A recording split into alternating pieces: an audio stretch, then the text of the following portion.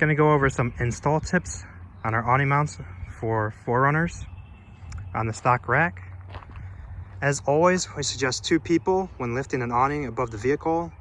They are quite a bit heavy and obviously they're long, so 2 hands is not enough. Sometimes you're gonna need 4.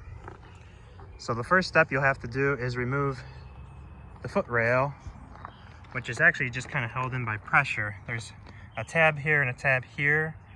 If you use some painter's tape, you can wedge a flathead screwdriver to kind of pop them loose, or a rag just to prevent your paint from getting scratched up. So once that's off, you'll have access to the inside rail. You'll install our rail retaining nut and then fasten our awning mount to that with the bottom 2 screws. And you'll need to do it on both sides, and if you save yourself a little bit of trouble, you only have to undo 1 cap and slide both forward. So slide the first one all the way forward and then slide the second one. Tighten those with the Allen wrenches, and then you'll have access to install the awning into the mount. That's where 2 people is highly suggested. You'll need to pre-install the square head bolts into the actual awning slots on the back of the awning. Then from there, you'll have the 2 bolts sticking out. They go into the slots.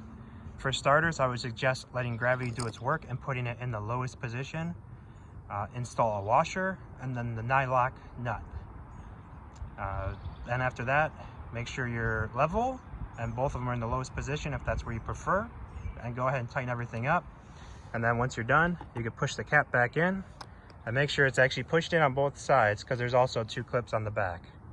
Then after that, you'll be able to unzip it and deploy it.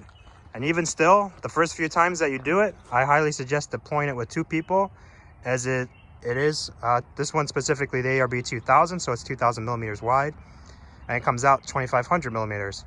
So it is a bit odd, a bit bulky, a bit odd, until you get used to how the poles work, how to tighten it up. And as always, since I'm suggesting stuff, use guy ropes and tie them down to prevent any potential wind damage of the awning flying away.